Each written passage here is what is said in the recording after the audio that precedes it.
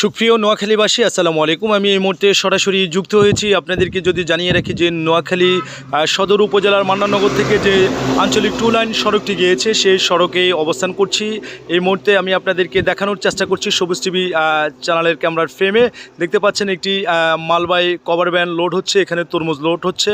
আসলে রোদ বাড়ার সাথে সাথে কৃষক যারা রয়েছে তারা তরমুজ বাংলাদেশের বিভিন্ন জেলার আড়তগুলোতে পাঠাচ্ছেন। আমরা কথা বলবো এখন এই তরমুজগুলো কোথায় যাচ্ছে, এখানকার কৃষক যিনি তার সাথে একটু যুক্ত হব। আপনার নাম কি? আমার নাম মোহাম্মদ আব্দুল শহীদ। শহীদ ভাই, আপনি কত একর তরমুজ চাষ করছেন? আমি 2 একর তরমুজ চাষ করছি। আজকে এখন গাঁয়ে দিতেছি। আমরা এবছর তরমুজ অনেক টাকা লোকসান। আচ্ছা, আপনার এই 2 একর তরমুজের চাষ করতে কত টাকা খরচ হয়েছে? প্রায় 4 লক্ষ টাকার মতন। আগে কি একটা গাড়ি দিছিলেন? যে না কোনো সর্বপ্রথম গাড়ি দিচ্ছে? জমিনে কি আর মাল আছে? যে না, আর না, এই মালে শেষ। আচ্ছা আচ্ছা, তো এবার অনেকটাই ক্ষতিগ্রস্ত হচ্ছেন। আচ্ছা, বাজারে রেট কেমন পাচ্ছেন? না, বাজারে তো চাহিদাই নেই। চাহিদাই নাই? যে না, এখন খুবই ক্ষতিগ্রস্ত। বৈশাখ উপলক্ষে আমরা এটা নিচে যদি আবার রেট পাই আর।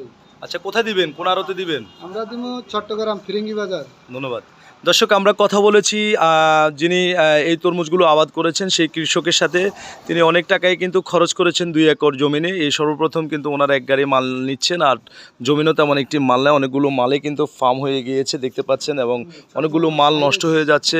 কৃষক আমাদেরকে এটাই জানিয়েছেন তিনি বড় ধরনের লোকসান গুনতে হবে। দর্শক, তো এই ছিল আমার কাছে নোয়াখালী সদর উপজেলার যেই চেয়ারম্যানঘাটের আঞ্চলিক টু লাইন সড়কটি রয়েছে সেই সড়কের কেরামতনগর বাজার যেটি রয়েছে সেটির উত্তর পাশ থেকে আপডেট খবর।